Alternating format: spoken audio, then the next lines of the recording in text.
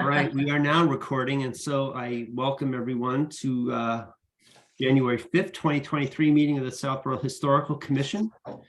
Calling the meeting to order at 7:04 p.m. and noting that everyone's present. Myself, Kate Battles, Annie Pfaff, Grant Farrington, and Jim Blaschke in the order I see you on the screen. So first item of business is the public hearing on 5 Corderville Road, and I note that among the attendees, we have Mike Howard of Andrew Abu Realtors, who was our host for those of us that attended the walkthrough on December 19th, and also Tim Black of Kendall Homes, the developer, and also the gentleman who actually signed the demolition application. And so they're both with us and great, and I invite them if they'd like to speak when we get to that point. But before we sort of get into the details of the specific property, I think it's important, and I apologize in advance for everybody here. I think even among the attendees is aware of the way this process works, but I think it's really important, especially for folks that look in on this meeting perhaps later and want to have a clear understanding of the way the demolition delay bylaw works, to sort of just quickly recap how you get to this point, right?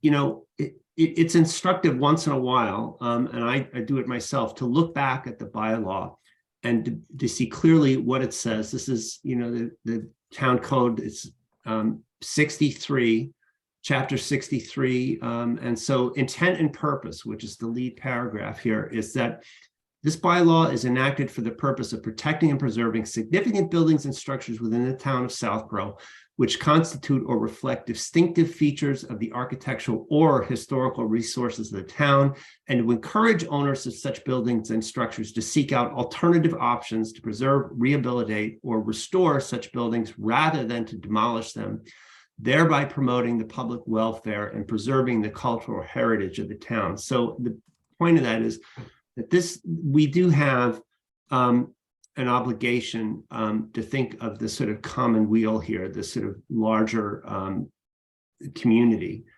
as part of the process, as well as considering, you know, the rights and opportunities of the property owner.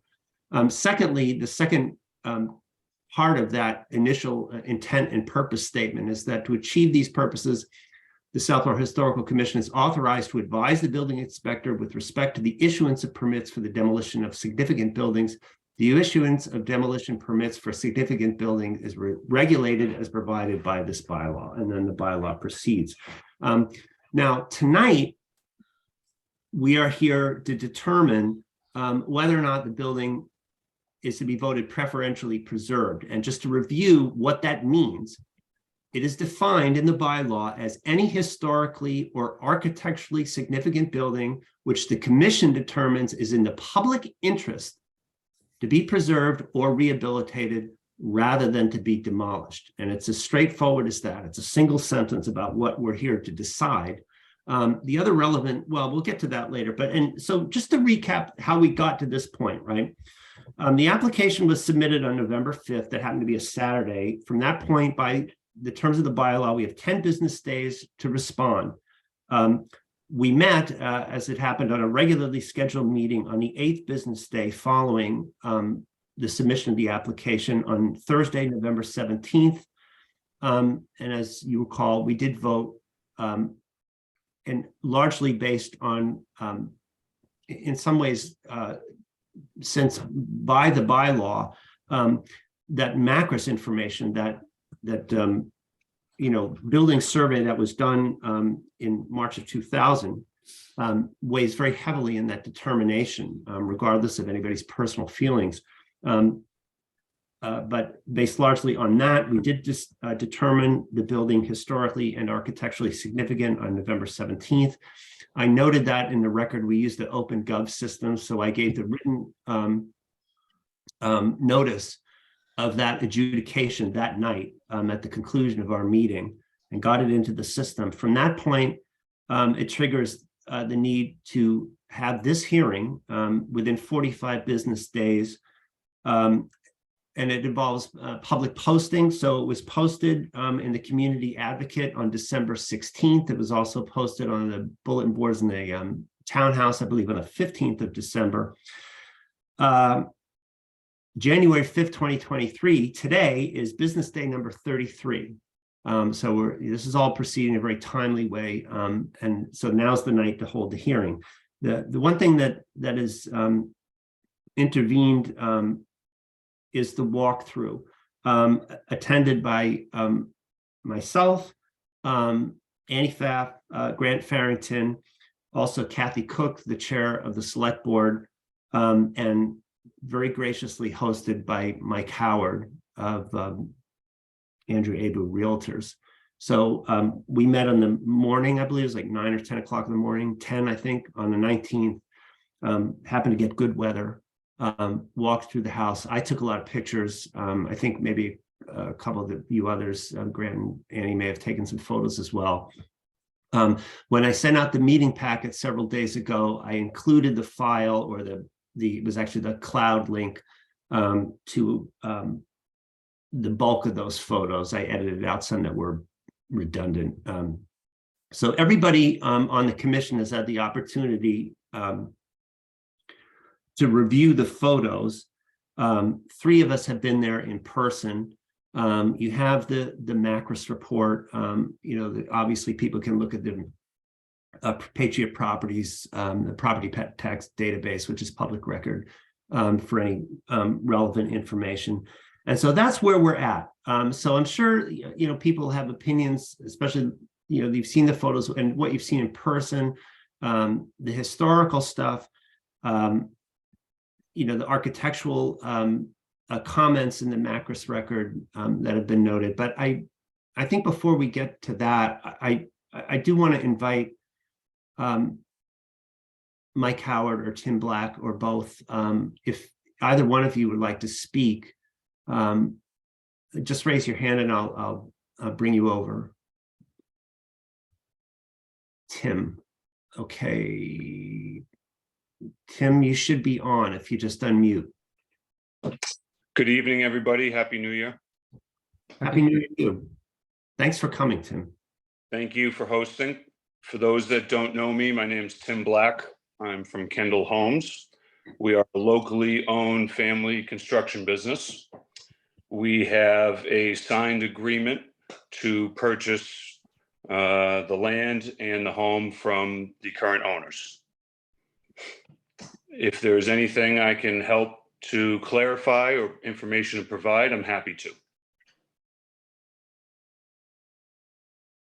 I'm sorry, does anyone have any questions for Tim at this point? And Tim, I would, yeah. Sure. I guess, Tim, I'd ask the question, this is Jim Blasky. What's your intention once you purchase the home? Is it to replace it or to preserve it? What's your intent with the purchase, if you don't mind? Our intention is to move forward with the demolition process, and we plan to replace it with our typical 2,600 square foot 2-car garage colonial. Thank you. Okay. I would comment, by the way, just for informational purposes, that the current, as listed in the Patriot Properties database, the current home is a finished square footage listed of 1,120 square feet. It's on a lot of 29,251 square feet, which is 0.671 acres. It's listed as 2-bed, 1-bath. Tim, I did have one other question myself about when we had the tour with Mike. They'd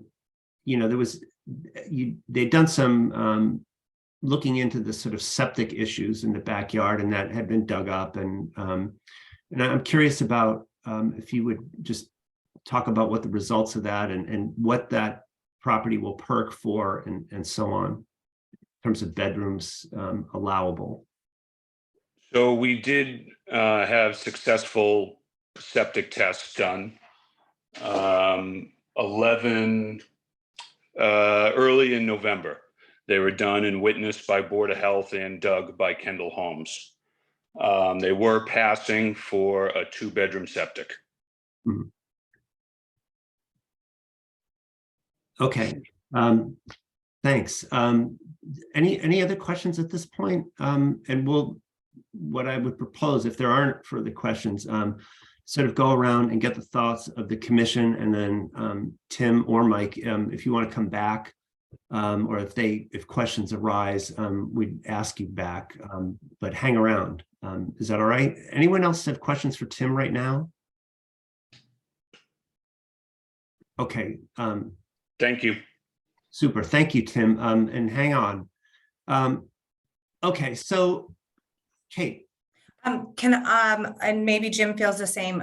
Would you, the three of you, since I was unable to attend the walkthrough, would you guys, I certainly looked at the photos, but I would be interested in hearing some of your opinions and feedback with whatever you're comfortable sharing at this point. Yeah, I'll give a quick rundown, and Grant and Annie can add, expand, or contradict, or whatever it is. Look, the house right now, it doesn't photograph well, of course, because it's, full of the remains of a life well lived. I think, from his obituary, Mr. Hewling is the former owner occupant. He worked actually for 27 years at Fay School as in the facilities and athletic departments, and is apparently much loved over there and much missed. But I guess as he got older, he had very apparently lingering health issues and stuff, and so the house suffered from a maintenance standpoint, and there's a lot of just the typical kind of debris that in the house right now that you'd expect. However, and okay, if I were to give you some highlights, most of the flooring on the first floor is original. I believe it's oak, and it's quite nice. It needs to be refinished, but it's quite nice. The ceilings on the first floor have been pretty much, I think, entirely given over to drop ceilings, because clearly there's plaster issues, sagging plaster. That's a typical cover up. The electrical service has been updated. I don't recall if the panel was 100 amps or 200 amp service, but the house has been rewired. So there's some evidence of BX cable in the wiring, but mostly Romex that I saw. That's, in other words, contemporary standard sort of wiring. The old, up in the attic, you can see some of the old knobs from the former knob and tube system that's been, that's taken out, but they just leave, oftentimes they leave those insulators just where they've been screwed in. The furnace, I would guess, is less than 20 years old. The oil tank is fairly new. The systems are good, actually. The water heater is probably 5 years old or less. No, certainly no more than 10. I may be wrong, and Tim can correct me, but the systems are fairly good. This is, again, just my opinion. The foundation is a rubble foundation. Clearly, there's been water in the past. There's a sump hole that seems to be doing its job. There's a bulkhead in back. Structurally, the house looks quite solid to me. There's evidence, for instance, in the attic of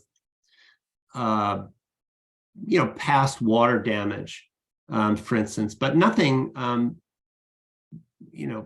again, in terms of rafters, beams, sheathing, which you can see because there's insulation that's fallen down up there.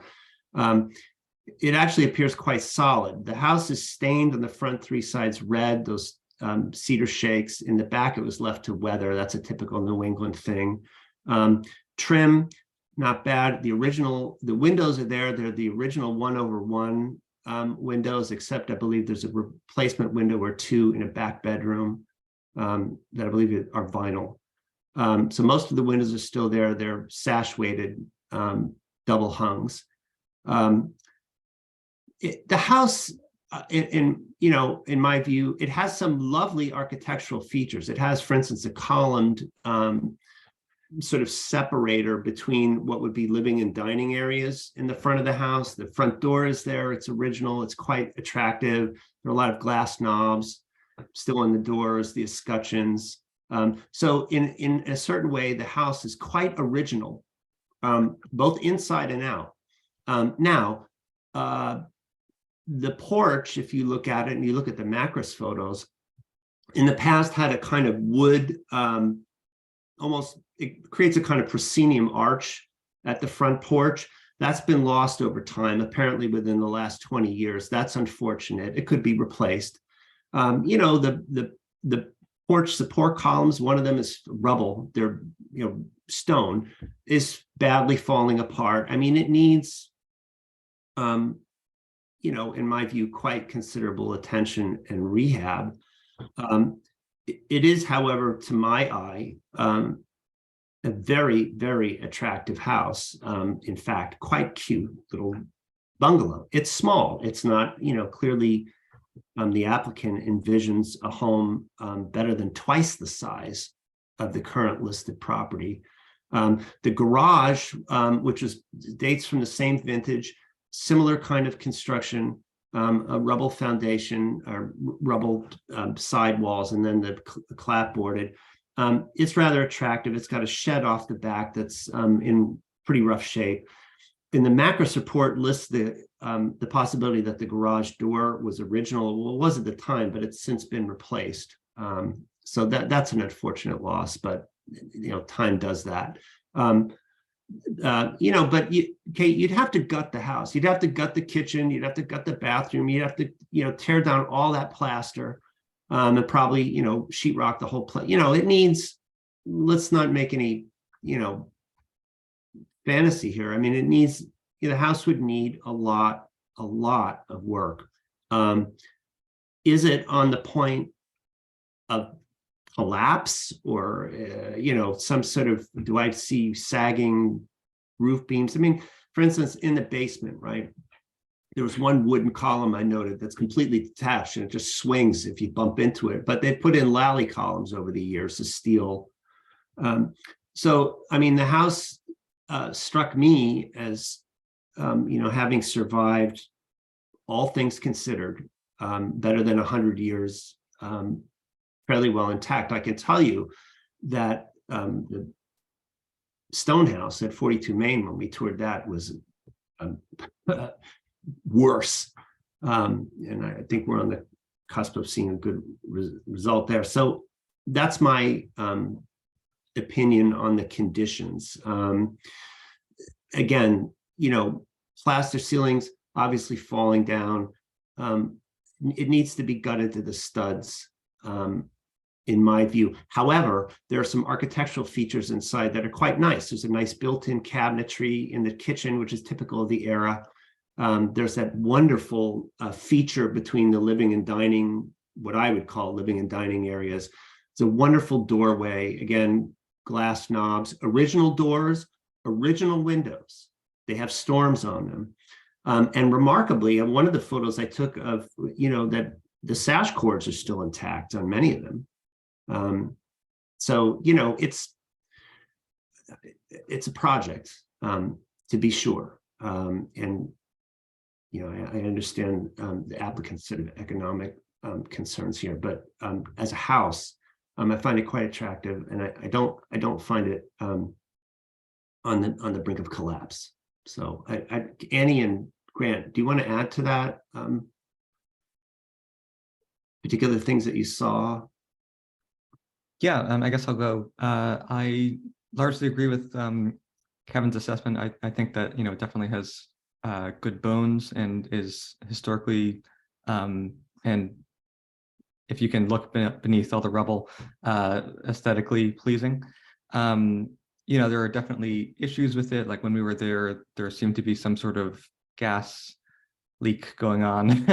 Hopefully that's been resolved. I think the downstairs, first floor is in pretty good shape overall.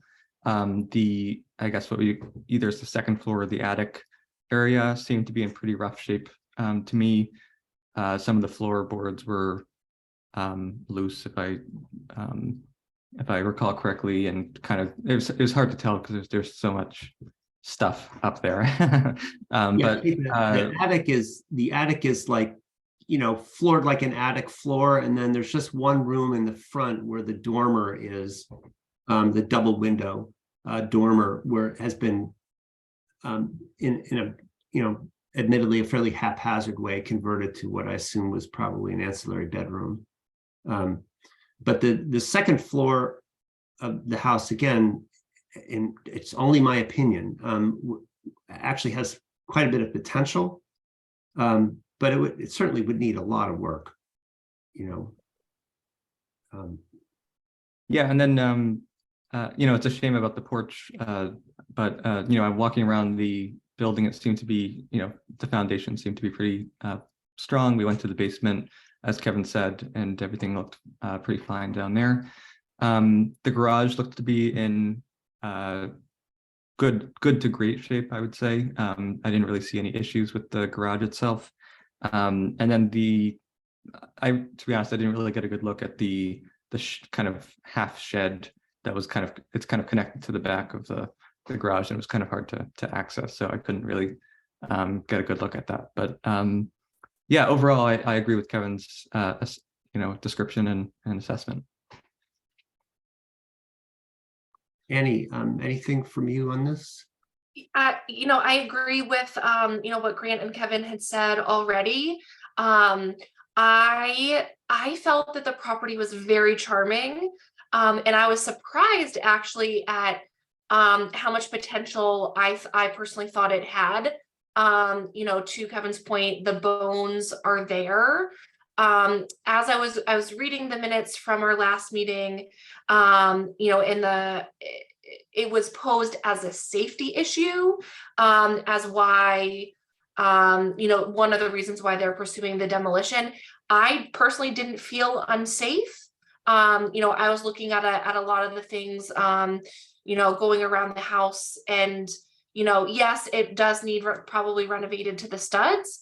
But I didn't feel like that imminent sense of danger as I walked around. So that's kind of just my, again, my opinion. And there was a lot of elements that were so nice. Like Kevin said, the floors, the columned, the columned area between the dining room and the living room. A built-in cabinet, a built-in cupboard in the kitchen, and in the pantry area, which I assume is original.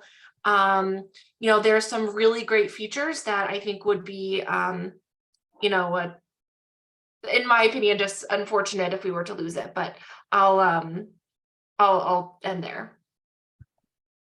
And one thing about this that definitely, one of the photos I took standing out of the driveway of the property is looking straight up at the community house. Another one, when you take a photo from the front door, what you're looking up is the driveway of Woodward School. And it gets to the issue that part of, I think, this Historical Commission's quite frank interest in this property is its location. 1 Corderville Road is owned by the town, the Southborough Housing Authority. It's affordable housing. This is 3 Corderville Road is of course a very beautiful house. It's been wonderfully redone. Number 5 is the property we're talking about. 7 is a private home, and then 9 Corderville Road is Corderville Hall. So if I'm not mistaken, so you have a sort of very strong community sense here with Woodward School across the street, the community house, catty corner across the street. It's a chip shot to the town library, and maybe a 7-iron to the townhouse, or an 8-iron to the town green. I mean, it's all really close. This is a walkable, it's a busy road, of course, but it's a walkable location.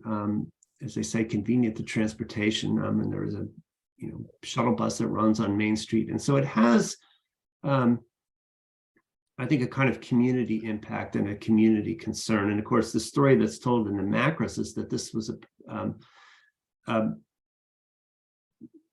goes to the early 20th century history of Southborough, where some of the larger agricultural properties were subdivided and houses were built along Corderville Road, and that this is noted, in the macros is one of the handful of examples in Southborough of a long rectangular hip roofed one-story bungalow, roughly the post World War I period. And so it does have in the fact that even the hip roof period garage is still extant on the property, does factor into my thinking about the importance of the building. This is, in other words, not in some very isolated little visited corner of the town. It's a very, very prominent, in terms of civic life, prominent location for whatever that's worth to the rest of you. So any other condition questions you want to touch on? And I saw Tim had his hand up while we were sort of talking. So I don't know if Tim, if you want to come back and there's anything you want to add or clarify, I'd be happy to have you. Okay, there you go. You're on. Thank you, Kevin. My point about the safety concern about the building is that when we go and gut this building and try to rehab it and spend the hundreds of thousands of dollars that it will cost, how do we make this building up to the current 9th edition building code? And also now the new energy code that continues to get stronger in our state. One of my problems is, how do I build an energy efficient, safe home that you guys are willing to put your kids in? I don't trust 100-year-old studs anymore. I think they're timbers. And I also cannot get anyone from the fire department to come and publicly speak on the safety of that building. So that was our thoughts on it. Tim, Okay. you kind of touched on something. I was thinking about this because if someone were to try and renovate it from the inside and go down to the studs, as you say, on the order of magnitude, how much money would be involved for somebody to literally bring it up to a livable condition that have meets current codes? Any idea? To the nearest 50,000? I honestly don't know. Very quick, 300 to 500 with a rising inflation economy. Who knows? Mm-hmm. And so, go ahead. One of my other points is, what are we supposed to tell the owners of this property that we're all debating about? In what sense, Tim? Well, these homeowners inherited this land in this building, and obviously they feel that they should be allowed to sell it. And we're not building a mega mansion. In our minds, we're building a modest house for Southborough. I understand, and that's the issue, that the preferentially preserved aspect just adds time to the transaction in the hope of finding someone that would be willing to upgrade it. I was looking at it from the vantage point of, if it was on the order of, I'm not asking you to negotiate with yourself here, I just was curious, if it was 300, 400, 500 to put into it, it would probably then be appraised at what, 750 or so. So depending on if there's any money owed on it, it may or may not be a good financial decision for someone, or they may indeed make a few $100,000 if they sold it when it's put into the right condition. I believe you are correct. Okay. I think one factor that's obviously sort of limiting is the capacity of the septic. You can't legally list the house as more than 2 bedrooms. It's just a factor. It's a consideration. One thing I want to make clear about what the demolition delay bylaw does and does not do is that it doesn't prevent anybody from ultimately doing what they want with their property. What the power that the responsibility that the commission has here is only to ask for a delay. And the idea behind that is to give everybody the time, all parties concerned, including town authorities, the opportunity to fully investigate whether or not the property is viable to be saved. And I can certainly appreciate, I mean, one thing that I'm philosophically against, and I think this view is shared by the rest of the commission, is that I don't think anybody is interested in delay for delay's sake.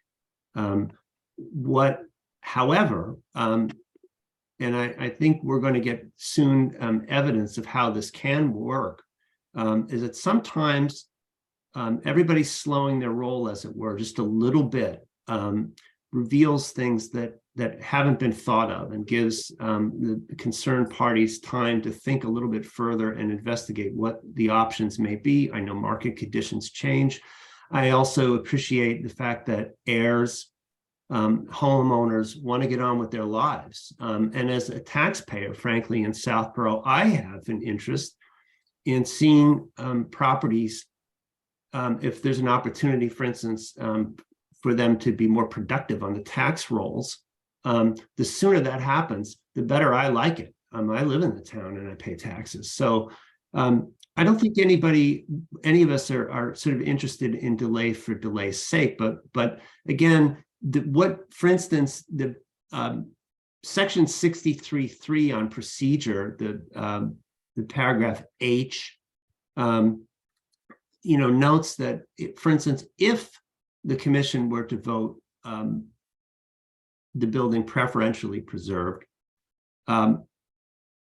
it says, notwithstanding anything contained in subsection G, which is if it's voted preferentially preserved, the building inspector may issue a demolition permit for a preferably preserved building at any time after receipt of written advice from the commission, that would be us, to the effect that, and subsection 1 is the commission is satisfied that there's no reasonable likelihood that either the owner or some other person or group is willing to purchase, preserve, rehabilitate, or restore such building. And the vote to be taken tonight, if it were to be determined as preferentially preserved, it simply gives 9 months, a potential of up to 9 months, but not one day more, for the concerned parties, including town officials, to investigate the options. 9 days plus 1, any applicant can move in their bulldozers. So we don't tell people what to do with their property. We simply say we have the ability conferred, by the voters of the town, to ask people to wait a little bit. And again, the idea is not delay for delay's sake, but delay for the opportunity to make sure that we don't lose a century's worth of cultural heritage in a decision that may turn out to have been rash. So, I just, again, I think everyone understands that, both in the gallery and in the among the commission. But I think it's important to kind of come back to that point, that this is not, it's not the provision of the demolition delay bylaw doesn't tell people what they can do with their property. It simply says sometimes it's in the public interest to wait just a little bit, not necessarily the full 9 months, but up to 9 months, so that we make sure in the public interest that we don't make a mistake. So I will say that personally, and I have no idea how the rest of you feel about this, but my personal view is we have not exhausted all options quite yet. So I don't know if anybody, Tim, I don't know if your hand is, you're still on. Go ahead. Yeah, I'm respectfully gonna disagree about the delay. I have not been contacted by a single town official, a realtor, or anybody else regarding 5 Corderville Road since I put in that permit. And this often happens, that everyone forgets about it, or they don't really care until the meeting happens. So I will respectfully disagree. I appreciate that. I mean, I think, Tim, I will personally assure you that we do care and we are interested, and we really don't want to delay this any longer than is necessary, because again, I'm quite sincere in saying that even as a taxpayer and a resident of the town, I want the property to be productive. I am also a taxpayer in the town, and I look at that dilapidated house every day. Yeah, and it's a drag, and like I said, it's a very public location, and so the sooner that I think it's in everybody's interest to sort of come to a happy resolution as quickly as possible. And again, there are 4 other votes on this commission. My personal view is there's some merit here in taking a little bit of time, and I do think there are interested parties that may emerge, that we may be able to find a good solution. I appreciate that in your business, as in any other, time is money. And I also appreciate that the property owners themselves want to get on with their lives. So again, that's very important to me, and I'm quite sincere about it. Does anybody else have a comment on the commission? Any other member of the public? I just had a quick question on the ownership. When we were at the property, I believe I asked Mr. Howard. So are the heirs, do they still own the property, or I thought there was mention of a private sale that was done. So I guess I'm a little confused about who actually owns the property currently. I believe 2 sisters currently own the property. Okay. So it's not Kendall Homes that owns it as of No. yet. Okay. Agreement with the heirs subject to. Great. Thank you. Building on my earlier comment, Tim, and I don't know if this is of interest, but our goal here, and we're going to obviously come to a vote about whether the building ought to be preserved, but I think about these things from a financial perspective too, and whether it's it's putting an owner into a difficult position, or they're not going to get the money out. But based on our earlier conversation, if it took 300 or 400 in it, and you bought it for current, say, Zillow value, which I can see online, would Kendall be interested in literally doing the refurbishing and then selling it as a refurbished historic home, so that it is up to snuff, but still you could take it off the hands of the current heirs? They get their money, they get going, and then Kendall would maybe make less than on this project than you would if in a new build. But would there be an interest in literally taking it off their hands and putting it in good condition and then selling it as a historic type property? I think, Jim, to answer that question, I would say that I don't think that Kendall Homes is probably the right fit for a custom historic renovation. Someday our homes will be historic, but we do new construction. So in my mind, I would probably jack the house up and remove the rubble foundation and start over with a modern day foundation. And again, I build new construction. So at that point, I say, why aren't we just rebuilding this home? So again, I think it requires a specialist. All right, thanks. Any Thank other you. member of the public interested in? I'll just mute you for the moment, Tim. If you want to come back, just raise your hand. Any other member of the public? No. Do you want further discussion, or is there a motion to bring this to a vote?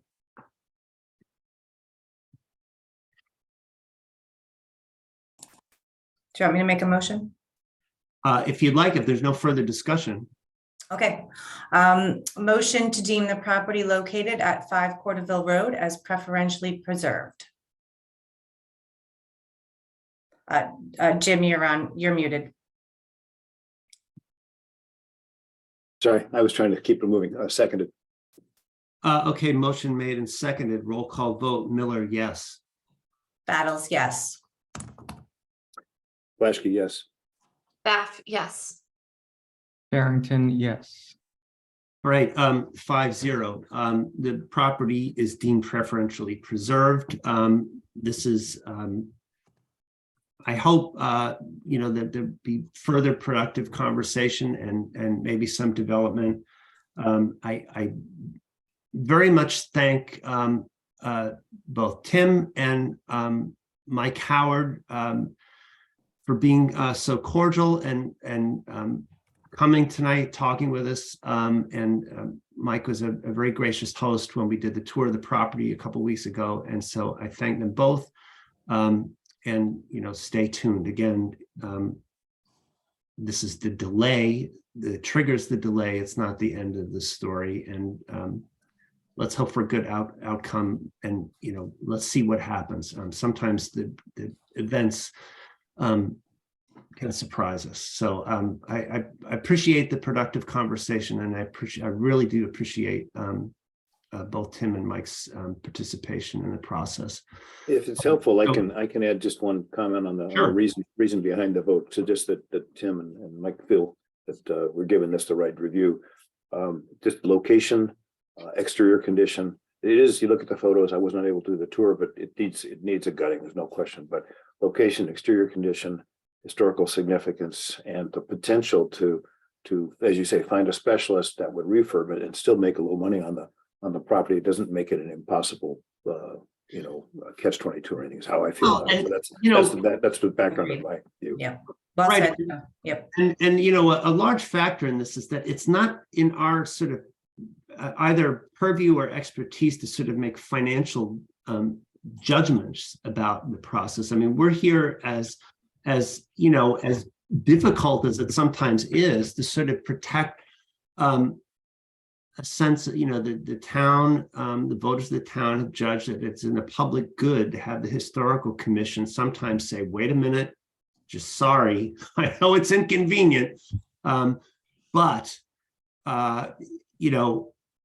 we need a little more time to think about this, a little more time to investigate, a little more time to see what the alternatives might be. And the worst we can do from the standpoint of a developer is hold you up for 9 months. It's not for fun, but it's to make sure that we do what our job is in this process. And so there's a little, it's a give and take, it's a little push-pull. And at the end of the day, we hope we get the best result for every citizen in town, and a fair result, for property owners and people trying to, stimulate the economy, by building houses or rehabbing them, possibly. So let's see what happens. And again, thanks to everybody who participated in that. So let us move on. I got some chair's reports. I'm going to try to speed through these. There's some very interesting things, and I think they're actually obviously relative to some of the other stuff going on.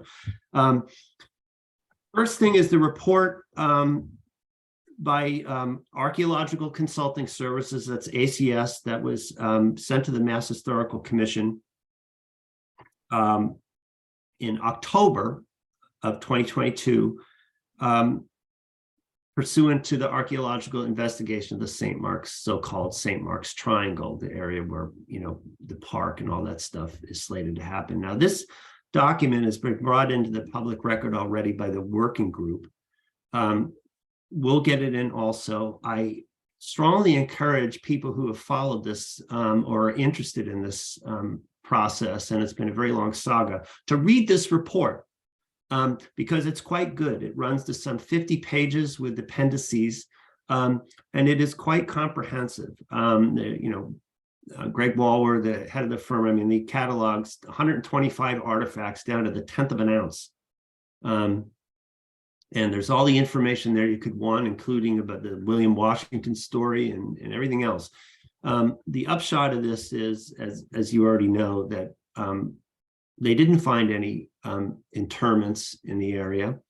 The investigation, as was made clear from the beginning, didn't cover every last square centimeter of the property, because not every last square centimeter is slated for development.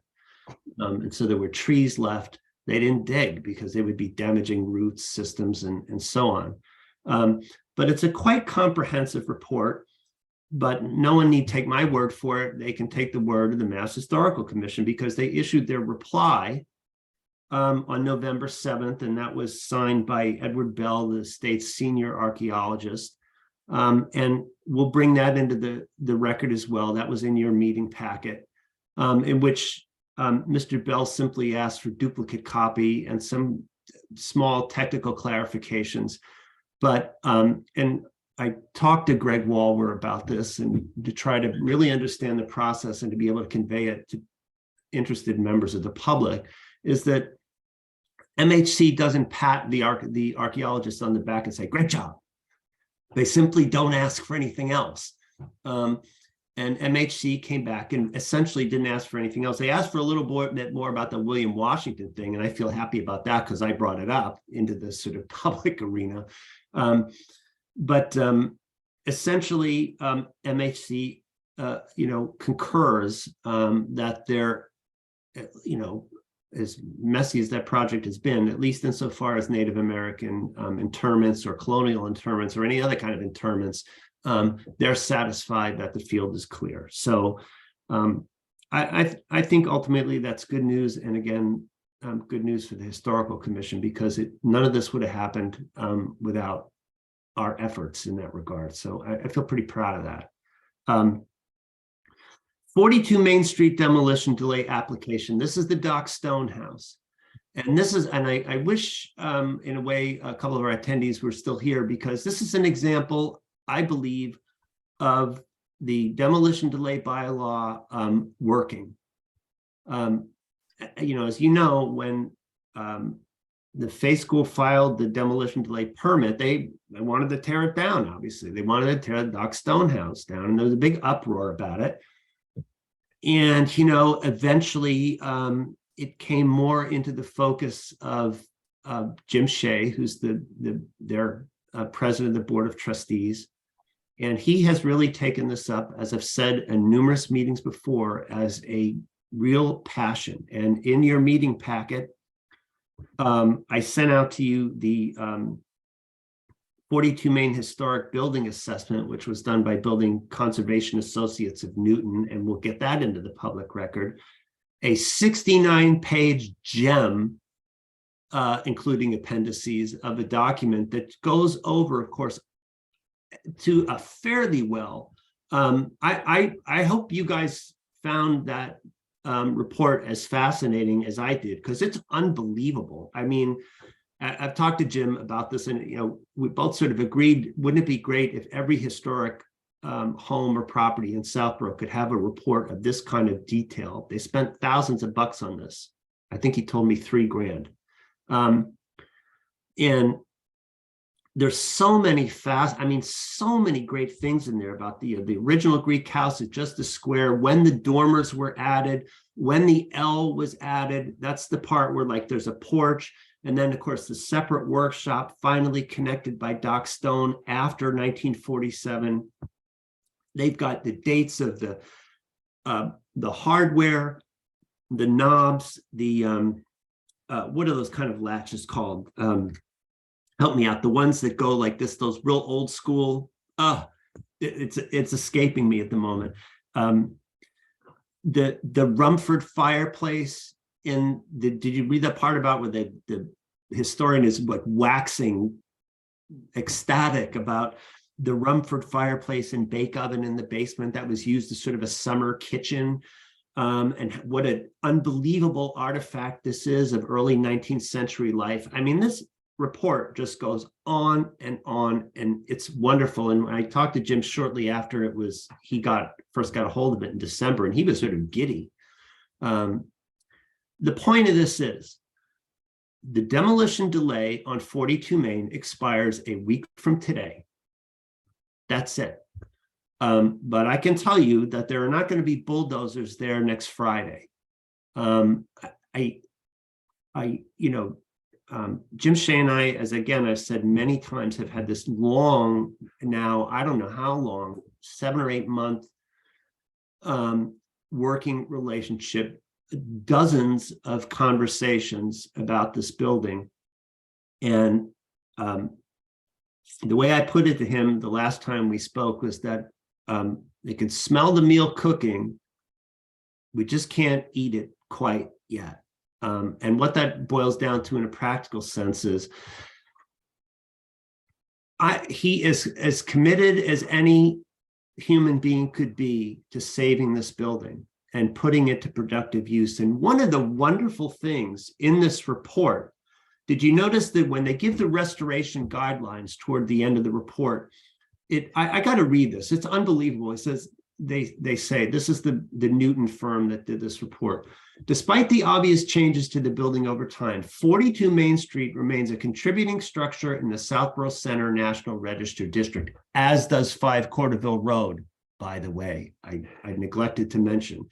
The building is one of the few remaining examples of what was an industrious collection of tradesmen living and operating in the town center from the early 19th century and into the 20th century. For the last half of the 20th century, the building housed Dr. Timothy Stone's practice. His longstanding medical treatment of the local community has left an indelible mark in many of the citizens. While challenged by vacancy for the past 5 years, the 2 original buildings, and remember, these were house, added L in the late 19th century, the workshop, which was original and then connected with a very short section by Dr. Stone after 1947. The 2 original buildings were well constructed and maintained over their life without commenting on funding issues.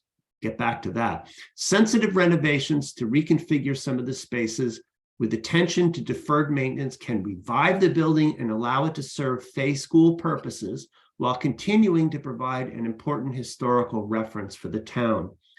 Renovations will be required to bring the building up to modern code compliance with respect to accessibility and additional health and safety codes. And, it goes on. But the point of this is there's real good news here. And I'm telling you that Jim and Fay and his colleagues on the Board of Trustees could not be more committed. The rub right now is, first of all, he wants the money to be fully together. And I think some people are going to reach very deep into their pockets to help make that happen. But he has indicated to me, among other things, they have signed a contract with an architect. I believe I mentioned this in a previous call, a 3-step contract with an architect. They've spent a whole bunch of money on various assessments, this historic building assessment, various other inspections. They're just trying to put all the pieces into place, and he's trying to do his due diligence and make sure he has the money and a plan absolutely locked down before, withdrawing the application. The other part of this was that, Jim did say to me that the president, I wasn't aware of this, but that the president of Fay School has been on a sabbatical, apparently for many months, 6 months, perhaps. And so he said, he's got to come back and they got to bring everybody up to speed. But we are very, very, very close. And I put a lot of my own credibility on the line with this, and I'm going to live with it one way or another. But I sincerely believe that we've got a partnership that's going to prove that the demolition delay bylaw can work and work really, really well. And I've said to you before, Jim has been so apologetic in a way about the fact that he feels that he sort of missed it at the beginning, missed the importance of this building, missed the significance of it. And I've said to him on several occasions, don't feel bad, my friend. This is what the demolition delay bylaw was made for, to slow it down and to make sure that we can figure it out and get it right. So it's like looking at your presents under the tree. You can't unwrap yet, but boy, oh boy, we're really, really close. So again, hang on. So Kevin, Yeah. just a quick question. So it expires next Tuesday, Thursday. sorry, Thursday. So do we have a timeline of when do we, when we think like the president is coming back and when they're planning on? So it's going, regardless, it's going to be after the deadline lapses. Is that correct? Oh, yeah, yeah. It's Okay. not going to happen before next Thursday. But again, at this point, again, like everybody's got to understand, the only thing the demolition delay bylaw can do is make people wait. Ultimately, that, and we've done that. And so I don't have any recourse. It all has boiled down to, this really protracted, long series of conversations with those folks, and particularly with Jim and I, and in which he really cares, right? He's another, is another person who lives in town, cares about the history, went to Fay, has all those associations, and knows all about it. And so I feel like this is right the point. The demolition delay bylaw says, okay, let's stop and let's have a conversation. And we've had really long, I mean, I consider the guy a friend, at this point, and solely based on us just, back and forth and talking about history and talking about Fay and talking about his experiences as a student there and how he feels about the campus. Slowly everybody sort of comes to like, wow, we could actually do this, and again, it's, thank you, voters of Southborough, for giving us this tool just to make people slow down and look around, and we'll see. But Yeah, I mean, I'm really excited by the report and also the the positive updates that you've been bringing us, and I hope I really do hope that it comes to a positive resolution soon. I guess I'm a little I understand that they want to have their funding lined up.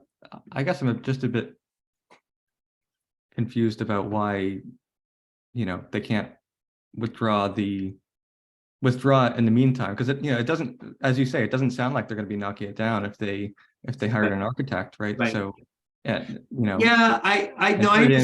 if they want to knock it down again in the future, then they'll Right. have that option to put it in again, and sure, Right. they have to wait 9 months, but Right. I would just feel a bit more, I guess, secure in knowing that there's not a pending demolition.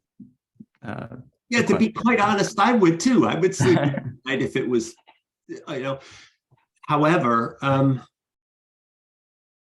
I get where he's coming from. He has a sort of fiduciary responsibility, and I accept it. And I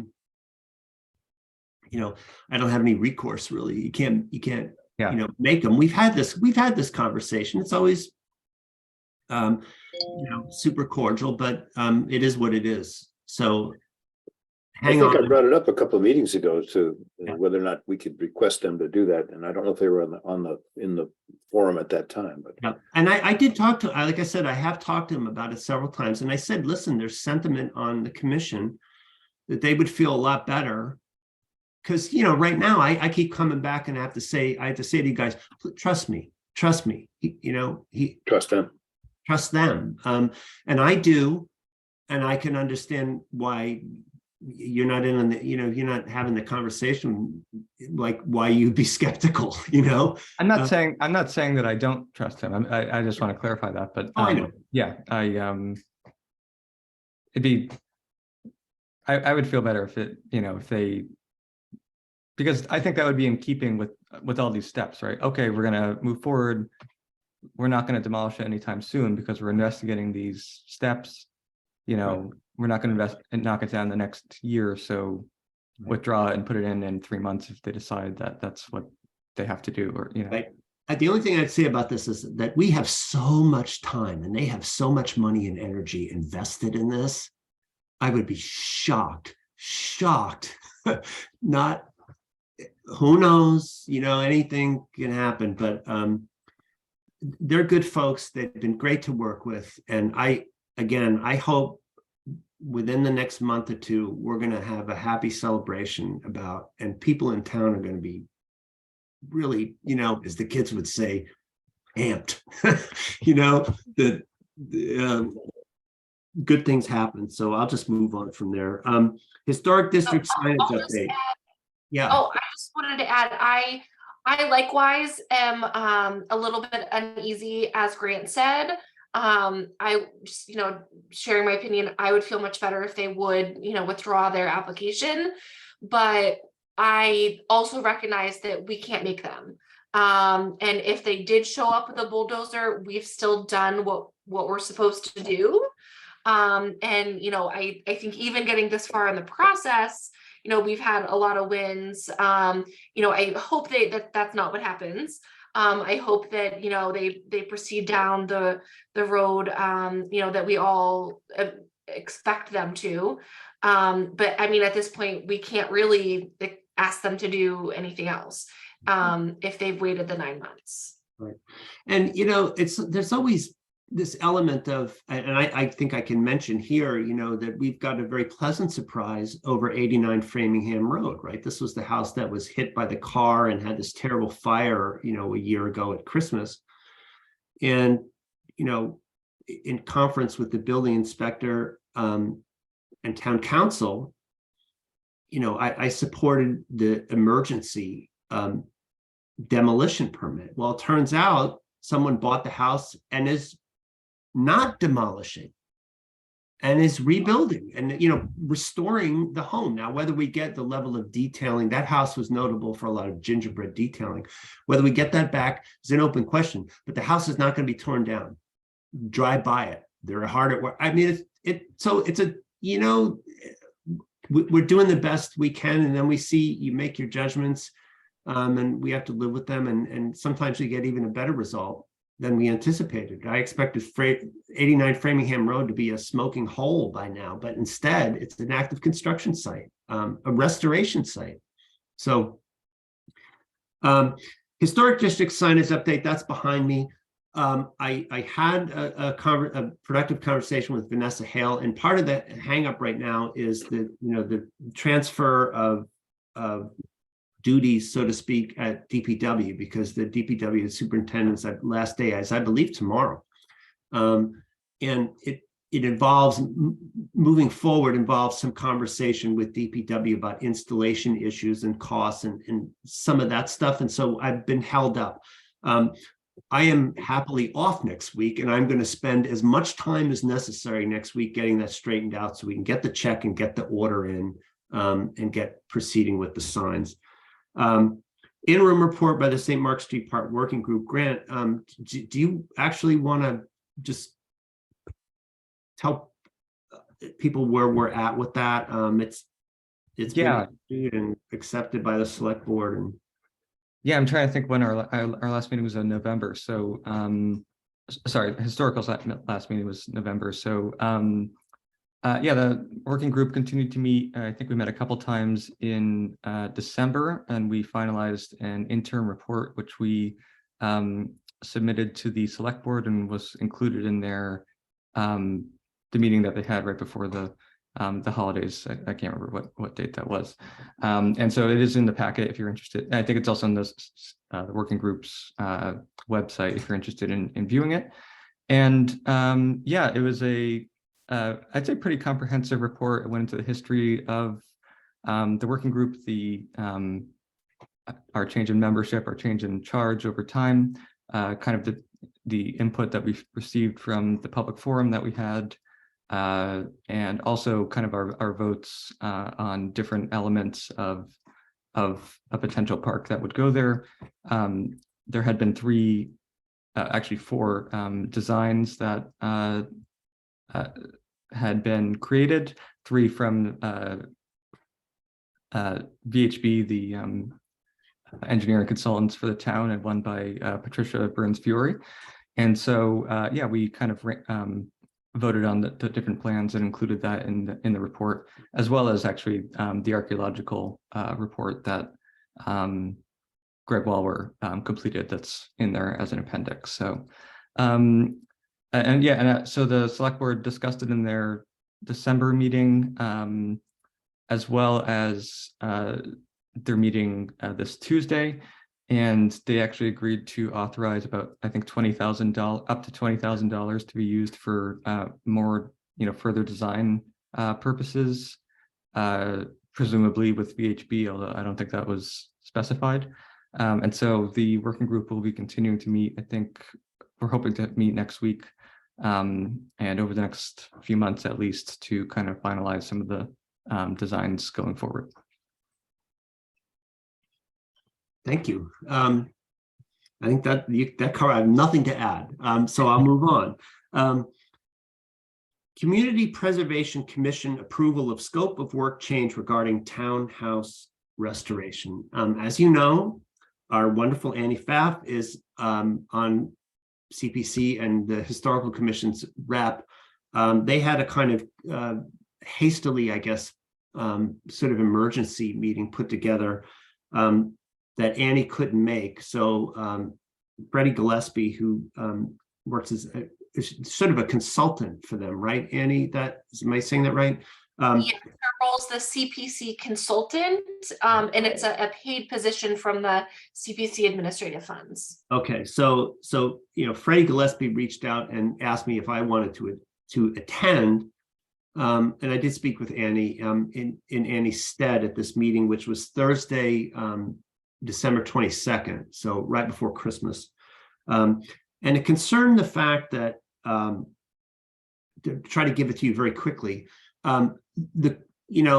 there's this huge project to renovate facade work and so on, the townhouse, and it turned out that the snafu, and that they had originally decided, I believe this was something that Mr. Parent, John Parent, the director of facilities for the town, had wanted, that the windows were originally spec'd to be manufactured out of mahogany, like replacement windows essentially, but out of mahogany with double pane glass.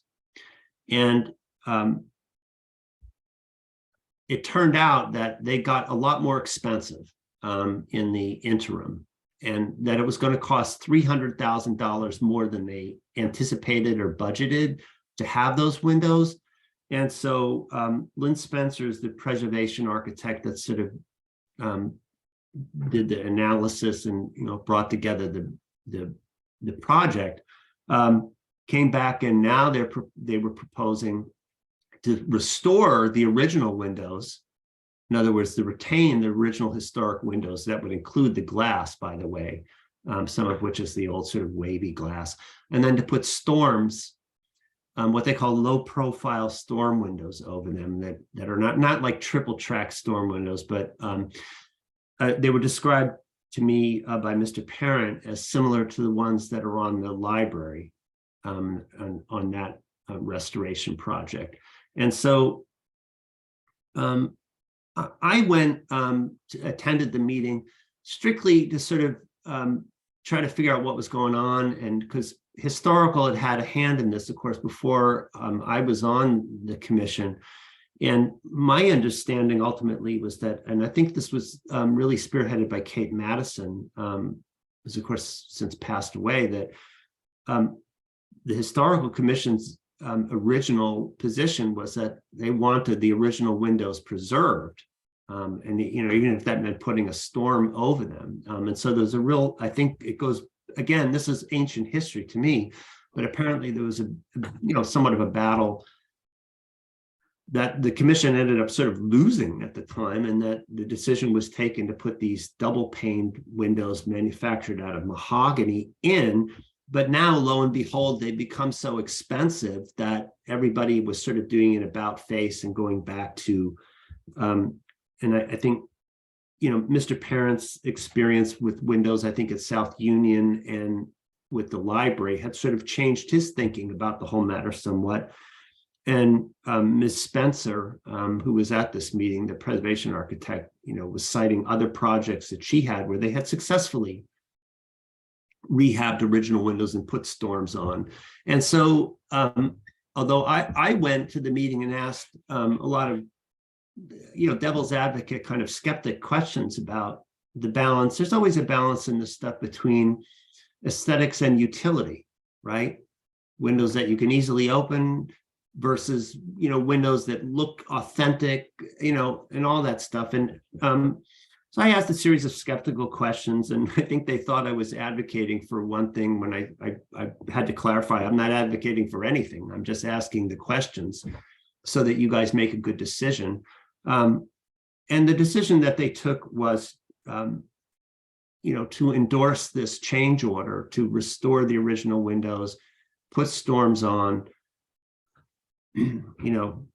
avoid having to spend an extra $300,000, though I believe that I think the indication was that they have to go back to town meeting anyway and ask for more money, because unfortunately, this is why, again, pausing a little bit, even for something like 5 Main or Corderville makes sense, because you go different places, you never know how things are going to sort of turn out. But that's that story. So it's worth updating to the Historical Commission, because as I understand it, and certainly from a historical preservation standpoint, now the original windows are going to stay. So it's, in a way, good news for us and the aesthetics. And Kate, you work in the townhouse, so I hope you're happy with that decision, but it is what it is. Well, they'll open, which is kind of nice. Yeah. Yeah, It was pre-me too, Kevin. It was a lot of that was pre-me, not some of the more recent, but when Kate, like originally Madison had been advocating for it, that was really something she was incredibly passionate about. So it's kind of a nice positive change that those windows are going to be restored. That's what I heard, and yeah. It was so funny because as I was asking these skeptical questions, finally Lynn Spencer said, I find it very odd. Yeah. Historical commissioners. And I said, wait a minute, I'm not advocating for this double pane mahogany. They sound nice, but I'm just, asking these sort of irritating, we want to go, prepare for the holiday. Why are you wasting my time? But I was asking those questions because I thought they were important to ask. Oh, sure. Yeah. And make sure I understood what we were getting. So I'm happy. I'm satisfied with it. And I thank the CPC for allowing me to ask my annoying questions as they did. Lastly, on my reports is the Massachusetts Preservation Projects Fund grant program. I sent that email out to all of you, and they have a series of sort of educational kind of meetings. I'm going to attend the virtual one on January 18th, and Annie has indicated an interest in doing so as well. So that's awesome. So there'll be 2 of us there. If the rest of you, I know Kate has said she's busy.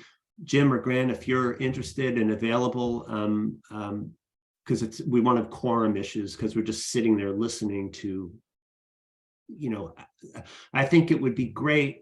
I know nothing about grant making or grant getting. And I think other than Grant Farrington having recruited him on, but I think we need to get smart about this because we can get money, like that seems to be the game, is to get the dough and do good things with it. I wish I had $500,000 right now that I could spend on 5 Corderville Road. But so we're gonna work on that. Annie and I will be there, and if any of you turn out to be available on the 18th, well, you know how to do it because you've got the email. Yeah. Usually on a lot of those trainings, they send out, their PowerPoint presentations or whatever after the fact. So if they do, would you forward that along? Oh, absolutely. Yeah. Great. And I'm sorry that I can't attend. I would like to, but I get those emails. They just sent one out to all the townhouse employees too. And so hopefully there'll be a few others along those lines. And we really need to get, and this is my learning curve with it, that there's a sort of a grant cycle that goes on like in the fall for this historic grants that we really need to get sort of on top of. Certainly that'll be on my radar in 2023. So I'd be interested in reviewing some PowerPoints because I can pretty make, that'll help get the gist of it without investing the time. Right. Yeah, well, yeah, my attitude is that the more of us know like how to work this, like the better, because we don't have a town paid, like, you know what I mean? Some of these other groups, they've got somebody that does it for them. We have to figure it out ourselves. So hive mind, we'll get there. I will just know, I wasn't familiar with the specific grant previously, so I went on the Mass Historical Commission's website, which they have a whole page on it, and there's quite a lot of informational materials there about how to, well, there's the actual application, but also how to apply. I think there's instructional videos about the application process and other stuff like that. So. Right. Yeah, and this may come into play, for instance, with signage. I was in Hudson a couple days ago, and I noticed that like their historical commission has affixed pretty attractive plaques on various historical buildings along the downtown, tell the little story. They're rather nice. Those kinds of things might be funded by future grants. So let's keep on this. Approved meeting minutes of November 17th, 2022. They're up now as a draft form on the town site just because there was a lag with. Kevin, I think you skipped an agenda item. Oh, did I? What did I miss? Number 4. Am I reading the wrong agenda? No, you're right. I think Okay. the proposed letter. Yeah, the proposed letter for Southborough Historical Society. Oh, gosh, yes. Yeah, I don't want to miss that. Okay, let me explain what that is. I must have printed the wrong agenda. I think I did. Sorry. Okay. I should just go back to Kate's cheat sheet here. Proposed letter in support of Southborough Historical Society's capital grant proposal to the Mass Cultural Council. Okay, let me explain. As you know, the Southborough Historical Society is engaged, having raised all this money with the sale of the Declaration of Independence that they held and bought Bayville Hall. They're now renovating it into what I anticipate is going to be this absolutely spectacular museum, exhibition space, meeting space, classroom, art facilities, cultural center. It sounds wonderful. Despite their windfall, we know what construction costs are. We just had a conversation about it, and those townhouse windows, and I spoke with Michael Wyson and the president of the Southborough Historical Society, and my understanding is costs go up, things are expensive. They want to be, for instance, fully ADA compliant, which involves ramps and an elevator so they get people up to the second floor and so on and so forth. And it all costs a lot of money. And the Historical Society has applied for a grant from the Massachusetts Cultural Council that doles out money for projects like this to help support the construction and the rehabilitation of this building and the creation of this wonderful museum/cultural center.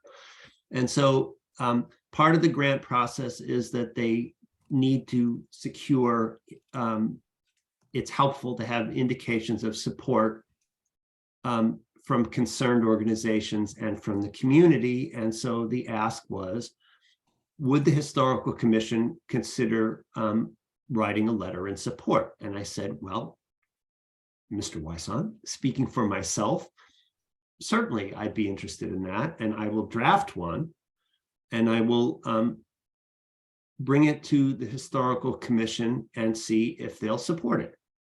So I did. Would you like to hear it? It's very brief. Yes, please. So this would be addressed to the Massachusetts Cultural Council at 10 St. James Avenue in Boston, to whom it may concern. Here it goes. just 3 paragraphs. The Southborough Historical Commission wishes to offer its enthusiastic endorsement of the Southborough Historical Society's application for a grant to support the renovation of Fayville Hall as a museum/cultural center to serve both the local community and visitors to Southborough. Next paragraph.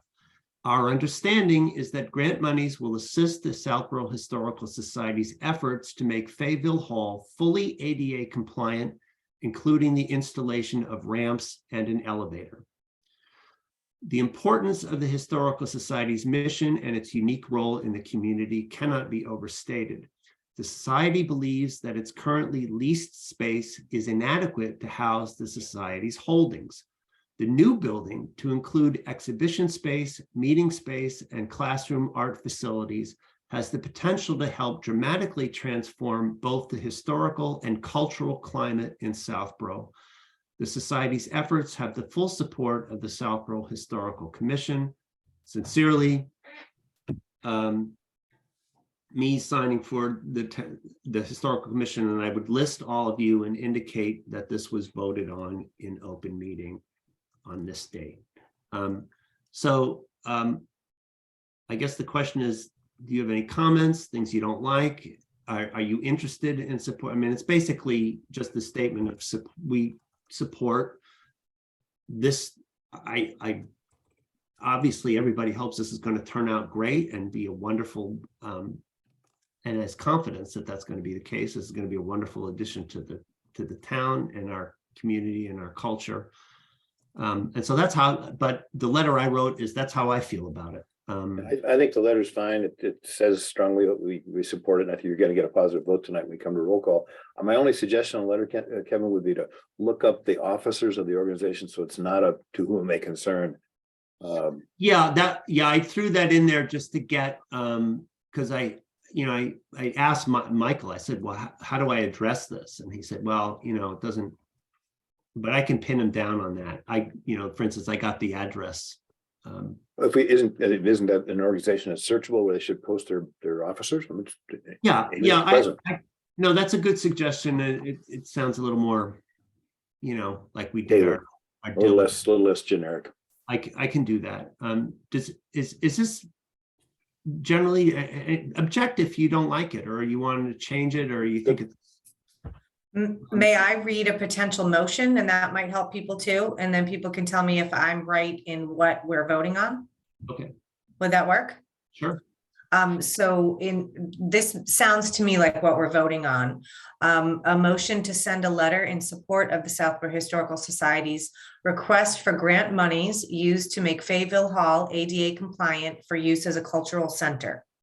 Correct? Is that what we're writing in support of? As it was explained to me, Michael said, the elevator, just the elevator and the ramps are going to cost, $250,000. Mm-hmm. So this money would go, I think that's the amount of the grant, would go toward paying that expensive bill. It doesn't surprise me, how things cost. So I just said, well, yeah, sure, we support this. I think it could be transformative, especially to that section of town. So Sure. any other edits people would want to make, or should we you want to vote? I mean, and again, feel free to say I don't like or whatever. I just had a quick question. What's the name of the grant program that they're applying for? It's the Massachusetts Cultural Council who issues the grant. And I don't know if there's a further clarification about because they do administer different programs. This is one that has, I believe, a late January or February 1st deadline for the entire application, but I don't have, Sure.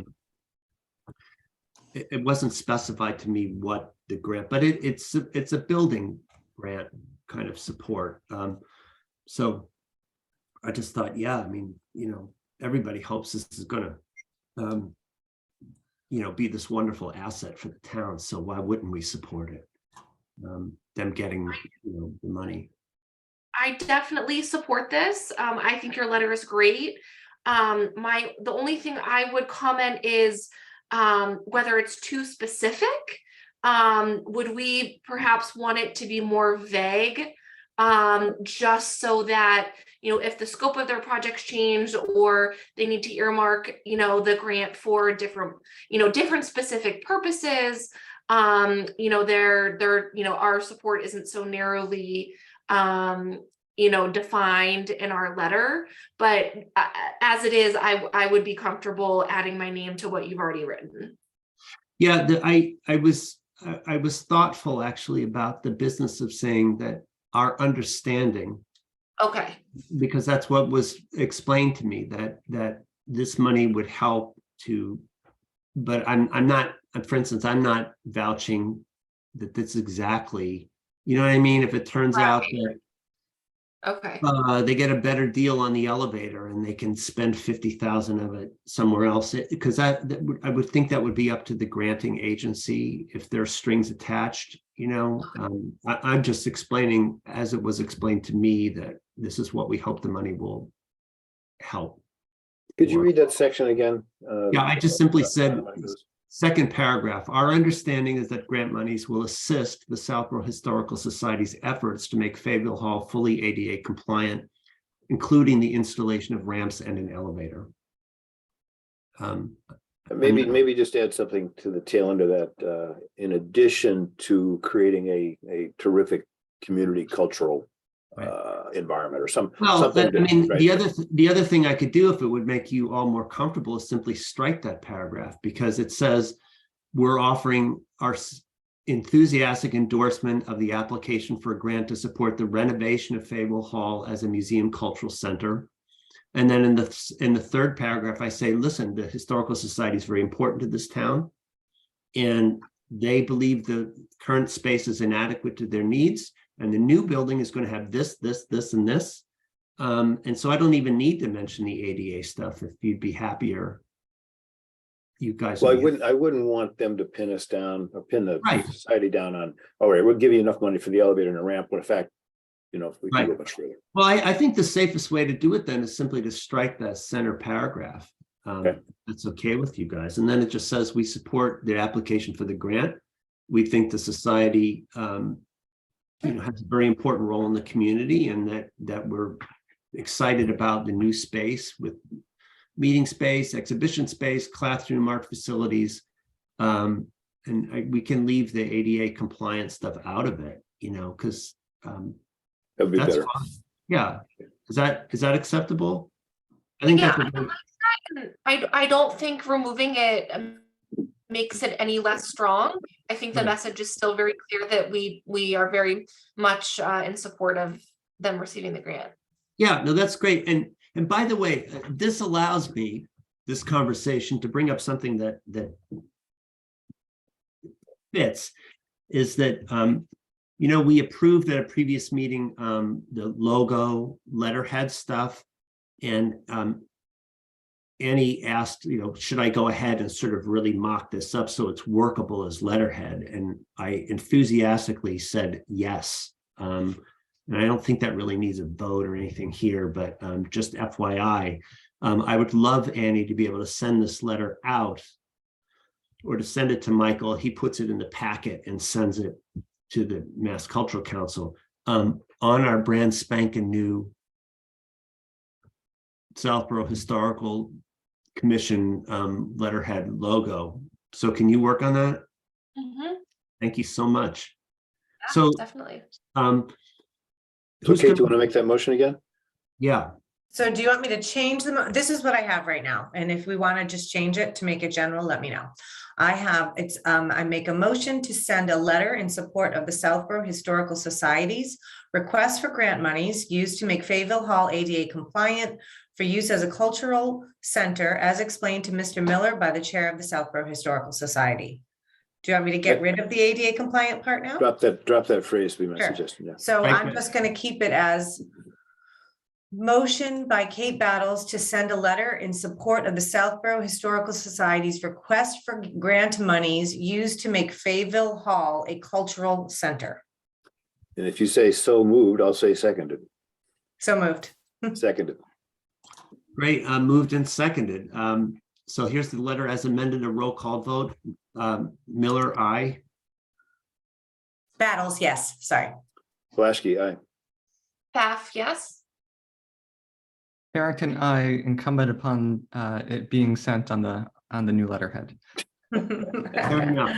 And that Thank you, Annie. combination of yeses and ayes carries it unanimously, and I thank you for it. And I'm sure the Southborough Historical Society folks will thank you for it as well. Now where am I? Okay, now we can. Now minutes. Meeting minutes. Thank you. I'm sorry for my confusion. So these are the meeting minutes that are up in draft form on the town site already, and November 17th, 2022. I've reviewed them and find them stellar, absolutely stellar. Does anyone have any emendations, corrections? I read them. They're great. They're accurate. I'm here. Thanks, guys. All right, Jim, motion. Jim, you make the motion on this one. All right, I move to accept the minutes as written for the last meeting. Second, Roll call vote. Miller, aye. Battles, aye. Blaschke, aye. Pfaff, yes. Barrington, aye. 4 ayes and a yes. Gets it through. Thank you very much. That sounds like a band name. Yeah. 4 ayes and a yes. Oh, I made it a little punchy. Are we up to public comment now, Kate? Did I miss anything else? Any other business before the board? Anything? I got nothing. Okay, had then yes, just then we're at public comment. Public comment, I see Mr. David Perry. I will allow you to talk, sir. Welcome. You got to unmute and you'll be good to go. Good. How's that? Yeah, Is that good? Loud and clear. Yes. You can hear Welcome. me. What amazing is I haven't sort of attended any of your meetings before. And I'm sitting in this lovely Chinese restaurant just across the Framingham town line, having a giant stuff up with a huge, can you see that bowl of soup? Do you have a camera? We can't see that. Oh, you can't. Anyway, it's gigantic. Look, can you see it? It's huge. Turn your video on. So when you go to this Chinese, it's just across the town line in Framingham, underneath 490, underneath the Mass Turnpike, the one on the left. You know, what's the name of it? Don't you know the name of the Chinese restaurant? Anyway, I don't don't. worry, it's not critical. You're okay. You can anyway. And this giant. Anyway, listen. I just wanted to say I'm sorry, but you missed your discussion on the park, the pocket park, the disaster of sort of a, St. Mark's Road, catastrophic disaster times 10, which has happened up the road. So I just wanted to say to you, well, can you summarize for me what did you decide or anything on the park? Then I can make a comment. Well, David, we didn't decide or discuss or vote on anything relative to the park. It was simply Grant updated us as to the interim report that was delivered to the select board. Oh, yes, I saw that. Yes, Right. I watched the meeting. And, I had my 3 minutes of glory at the beginning of that meeting, and then they shut me out. So anyway, yes, I heard you, Grant. You did damn good. So anyway, I just want to put a word in edgeways about this park. There isn't going to be a project. It's just we're all living in Nana land here. There isn't going to be a project. It's going to be sunk at town meeting. I guarantee it. 100-0. It isn't going to be a project. There isn't going to be a park, and we're going to send the 290 back to the state. It's a fact. It's going to happen. There's probably going to be a special town meeting, to do that, to sort of so the citizens can take control over the Board of Selectmen, because they're in dreamland. And why all 5 voted for this project. No one else wants it. They're like, there's 12,000 people in our town, and our 5 selectmen are out in Nana land. It's the truth. I don't know why. I can't explain why. I don't know why they're carrying on. It's stupid. They're gonna be diselected in April. They're going to be diselected, if not booted out, because some of them are saying on TV, on the same meeting I was at on the December 20, later on the night, Catherine Cook, the chair, actually says on public, in tape, you can watch it. You can't get rid of it now. It's on tape. She says basically, Grant, you were there. Yeah, and the other lady, was there from the from the library. She has the floor. It wasn't Marjorie Landry. So Margie's saying, "Oh God, it's so glorious, David. I love DPW. They're so great. You know, they put this stream into a pipe and put it to the other side of the road. It's a bunch of nonsense. There was no stream there. It's all simply lies. It's simply lies. You know, there was no stream. There is no sump. The problem with the library was 100% cured by $2 million we spent from the mass, grant for the Main Street. It's nothing to do with the historic. Everyone's believing her. And here we have our selectmen. They're so bloody naive, to put it frankly. They're simply believing everything comes out of the mouth of DPW. And you know, it's simply lies. I'm going to say it like it's lies. It's lies. And this is what we're going to do about it. Tomorrow you're going to read a letter in my Southborough. We're going to have an engineering report by independent consulting engineer. And he's going to evaluate the existing intersection, which was built by John Boland in 2005. And he's going to evaluate the new intersection proposed in 2023. And what are you going to find out? I'm almost certain, because I met John Boland at the dump last week at the transfer station. He says, David, I don't know what the F is going on, but my intersection up there was perfectly A-OK. There was no flooding. There was no problem with radii. You know, it's perfectly safe. I don't know why the hell they're replacing it. It's all mad. You know, so we're going to have an engineering report that's going to go to town meeting. Then it's not going to be politics. It's going to be science, engineering. Is there anything wrong with the existing intersection? Yes, no, or otherwise. If there is, how do we cure it? And how much money will it cost? And then tell us, is there any benefit whatsoever to this new intersection and parking lot for the town? Okay, I'm not a consultant engineer. They're going to say it's going to be black and white engineering. It's going to be facts, not politics, not me versus DPW or selectmen. It's going to be facts. That's the only way we're going to get, in my opinion, through town meeting, with facts, not opinions anymore. Okay, I've said my bit on that. That's my opinion on and this has got to be produced before town meeting so people can read it before town meeting and know what the facts are. Is there any substance of truth coming out of DPW or the selectmen's mouth at all? I think there's practically zero. It's simply a fraud. It's literally a fraud on the town of Southborough. We're going to have to send 290 grand back to the state, period, because they spent it wrongly, illegally. I can't believe it. On top of everything else, they actually spend $290,000 illegally, and the state is now telling us, give us that back, or come up with a new 290, and you can spend it the way. Well, we're not going to come up with a 290, are we? No one at a town meeting is going to vote on another 290. They're going to vote, give the money. We're going to have to go up to 290 and give it back to the state. It's absolutely abominably, it's disgusting. What the hell is going on with this town? You know, what is going wrong? We've got 3 code of ethics violations. We've got the DPW who's an alumni. We've got a former selectman who wears 2 hats, who tries to, raise the pilot money, taxes. The same hat is going into another meeting saying, I'm going to give you a free fucking parking lot, for free. David, I'm all for. I know. I shouldn't have said that. I beg your pardon. So let me just carry on. About the park, I'm sorry, there isn't going to be a park. There is going to be a park because we have to give the 290 back. So get used to it, folks. There is not going to be, and it's not the end of the world, because what the hell was the park doing there anyway? Who wants a park up at an intersection where no one lives near? The whole thing is completely chaotic. It's stupid.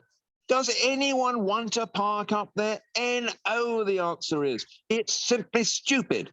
The only place that I put forward a different issue, which some of you heard, was, if we're going to have a tricentennial park, which is completely different, then that's our funding. That should be on Main Street. I think it should be on the corner, the 4th quadrant, opposite the library. I think it's a glorious site. And we have to do with it on our own without state grant money, without people interfering. But I'm going to have a battle royal I can see coming up with the housing authority, but I'm going to win it because I've already got people who are going to offer us 2 free housing units. We can move the person from that rental house. We can house them better, probably in 2 units, brand new. And we've got a fantastic lot there. That should be our park. But let's forget about this damn park up the street, because there isn't going to be one. I'm just telling you, it's the truth. There's probably going to be a special town meeting where all this comes up and gets stomped on and dealt with once and for all.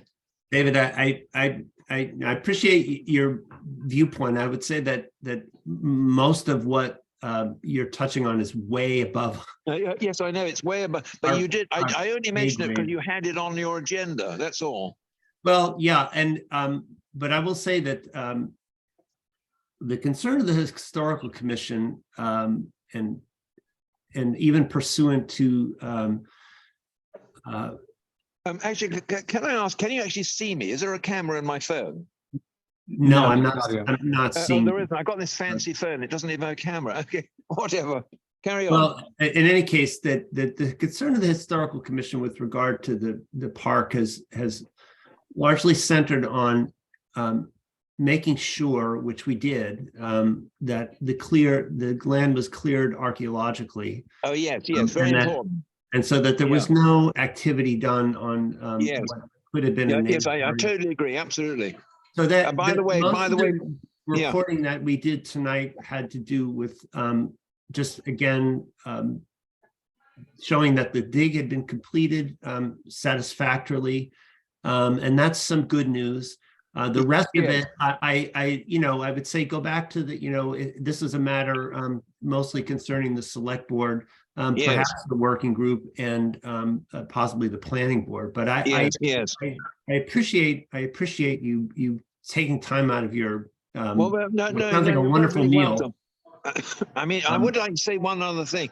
I wasn't involved in this issue at all for like the first 2 years. Michael Weinstein carried the load. I didn't know he was telling the truth or not. A lot of people don't like him because he's very outspoken. But I only found out what's going on when I went to that late November meeting on the working group, and Grant, you were there. That's the first time I ever participated in this fiasco of a project. That's when I got the telephone calls. I wrote that innocent letter to my Southborough thinking, oh, it's all hunky-dory. Let's sort of finish up the project and get it done and clean up the mess. Then I got all these telephone calls from people saying, what's under the mess, David? You don't know the sins under the mess. I didn't. Now I know. And I'm not going to hold back, because when I discover what's going on, it's just abominable. I don't know what's becoming of our town. It's really incredible. It's embarrassing. It's truly embarrassing. Anyway, I'm working with Weinstein very closely, and he's going to lead the charge on this. I have to back off a bit. If you read my letter tomorrow, I don't mention the word corrupt or corruption, not even once. It's pure engineering. And that's the way we should make decisions in this town: science and engineering, and not get politics involved. Unfortunately, this project is nothing but politics, nothing but opinion, and it has zero science and engineering behind it. That's incredibly embarrassing. Now, I don't know if you saw my 3 minutes in front of the selectmen, but I said I feel like I'm at a funeral. We were much more generous, although most of this is really not Historical Commission. Yes, I know it isn't. Thank you. I just wanted to get my word in with you, because you do a great job, and the history of town is vitally important. And Michael has been a huge, huge asset behind that. Without him, none of this would have been saved. So thank you all so much for what you're doing. All right, thank I'll you. work with you I'm any way gonna I can. We've got another attendee that wants to speak, so I'm Oh. going to move on. Thank you so Okay, much. okay, go ahead. Cheerio, Right. folks. Nice to talk to you all. Good night. Thank Good you. night. Thank you. Okay. I have Patty Burns Fiore. I will unallow to talk. Patty, welcome and good evening. Hi, thank you so much. I have a quick question. I want to go back to the 42 Main Street conversation, if that's okay. Sure. Off of the state marks thing, even though I have an interest in that as well, but I think that's been covered. So on 42 Main Street, if I understand the concept that they have a demolition permit open, and the demolition delay is going to expire next week. So they're holding that in place, obviously, to, whatever that vetting term is, cut their bets or hedges or whatever it is, in case things don't work out architecturally. If they decide to go ahead and demolish it, is there like do they go back to the town and say, okay, yes, we're going to demolish it, and then how much notice do you get in? Or do you only find out when the wrecking ball comes in and somebody tells you it's there? I.e., do we get a notice in order to, kind of create a little public outcry. Patty, quite honestly, I don't know how it would work with the building inspector, Lori Lavoli, and what the procedure would be. I would assume there would have to be some kind of notification, but the limits of the demolition delay bylaw, we are at them in terms of what we're actually able to do as a commission. We Oh, I can, totally get that. No, I'm not we putting have the onus the on meeting, you at then all. then we have the hearing, and then we, if we, as we did, we voted to preferentially preserve, and then 9 months or 9 months, and they can wait us out and then do as they wish. And that's then it becomes between the applicant and the building commissioner in terms of the technicalities of laying down Yeah, I hay. just- But Yeah, what I Kevin, would say, I'm sorry, what I was just going to say, Patty, is that I ultimately all we have to go on is and it is a really deeply held and very sincere belief that the folks at Fay have actually been very, very open and forthcoming with information. And it ultimately, at this point, it boils down to a kind of personal relationship. And I'm willing to put, my credibility on the line with this and say that I believe that they're going to come through. And I don't have anything else to really offer except my confidence in the relationship. But the fact of it is, even if I didn't have any confidence in the relationship, we don't have any further recourse. If private party, wanted to sort of make a fuss or whatever, but I don't think it would be productive, quite frankly. So I appreciate, I really do appreciate, for instance, your commitment to the property. And I've heard, a part of what sort of motivated me so strongly was even hearing from a former high school classmate who'd been a patient of Doc Stone's, way back as a child, and how much this building means to everybody in town, and it means a lot actually to Mr. Shea. I understand. Frankly, I'm just playing the devil's advocate here because, it's all well and good to trust them and say, I have a close personal relationship and I believe what they're telling me. But, based on actually personal experience the last couple of months, you can't trust a close personal relationship because you'll still get burned potentially. So I'm just asking, and I understand it. It's a total policy question, and it may be actually better defined by the board, the building department.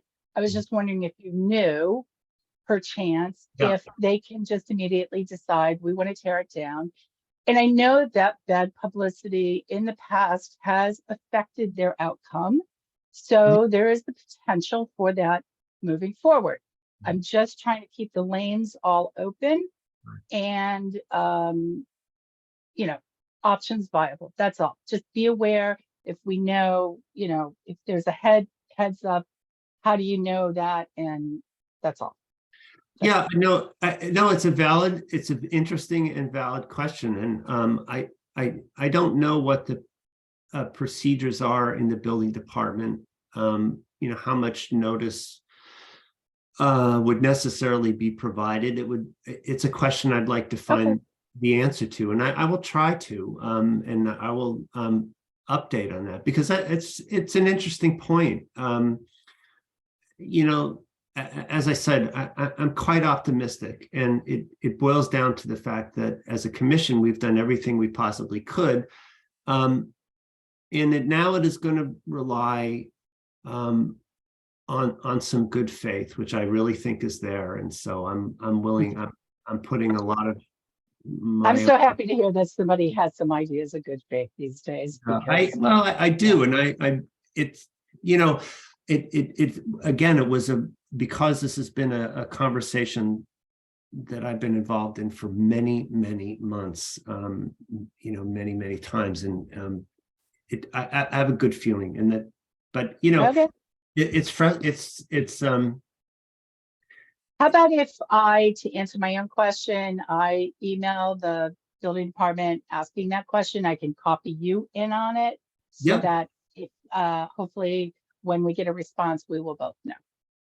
yeah, you know, work? like I said, my guess would be that it's not something that you can just drop it out of the sky, that if there were any activity, for instance, on that corner, it would be quite disruptive to traffic there. So there would have to be some sort of advance notice to town officials. But since I'm not involved in that, I quite frankly don't know what it is. So, but I thank you for the question, Patty. I'll be interested in getting the answer myself. So, Patty, Okay, if so I- I'll move ahead and do that and email and copy you, or I could copy the whole board in so that, when she replies, everybody sees it. Fine. I don't think there's any problem with that. We can't discuss it, of course, outside of a meeting, but Right, we I get it. receive I'm sorry, information. Kevin. Kevin, Patty, you if had I- a question? Patty, if I may, I guess the way that I kind of view it is that currently it's protected through Thursday, so next Thursday, and after next Thursday, it's at risk. That's just the way Yes. that I'm viewing it. In terms of essentially it could happen anytime. Based on everything we've seen, we don't think it, or I don't think it will. And based on everything that Kevin's saying, I don't think it will be destroyed, but essentially there's no protection after Thursday is the way that I'm viewing it right now. Yes, I understand that.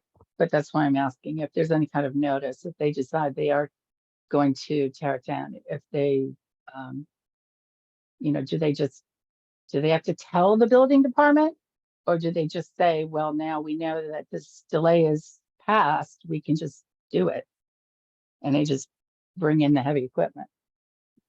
That's Yeah, all I'm asking. can I be perfectly candid about it, Patty? I think that there's a clear understanding by those folks, and they're very smart people, what a disastrous bit of public relations the kind of scenario that you're worrying about would actually be. And I see no possibility of that happening. In other words, Good. I mean, that's great. I hope so. yeah. Yes. So Okay. I can just say that I think they are wonderful people to deal with, and I really hope that I'm able to hold this up at some point as the shining example of how this process can actually work. So Good. Could you also talk to him about a little bit of pilot payments while you're there? Huh?